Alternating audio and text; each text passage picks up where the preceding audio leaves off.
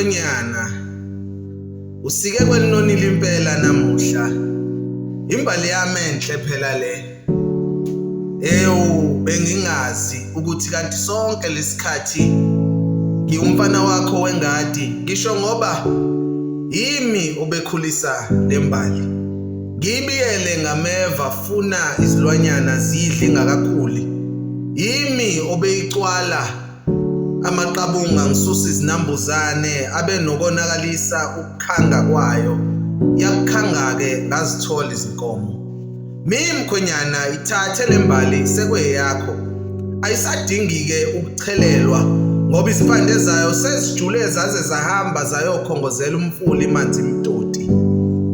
Kanjalo ayisadingi nokubiyelwa ngoba yiyo esezobiyela lo mndeni eniuqalayo namhlanje.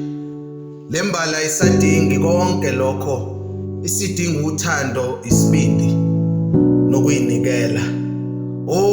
Mbali yami, usuyabona ke manje kungani izandla zami nenyawo zami beyigcwala udaka uzusabe nokungikhomba ukuthi mina uyise okuzalayo. Ngadela ubuhle bami ngenxa yobuhle bakho. Lembali ke mkhwenyana ayisadingi ukuchelelwa, ayisadingi ukubiyelwa ngameva. Isidinga uthando nesibindi nokuyimisela. Mkhwenyana, njengoba senihlanganisiwe nawe usuyindodana yami, ungahambelike kude njengelanga lasebusika.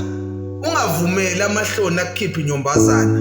Ungavumeli ubudoda bakho bukuphuca ilungelo lokuba umntwana lapha kimi. Mbali yami, ubuhlakani bakho nokuhlakanipha kwakho akungakwenzi uzigqaje. Funa lo okukhethile ahlabeke ngoba usuphenduke ameva. Ndodakazi yami,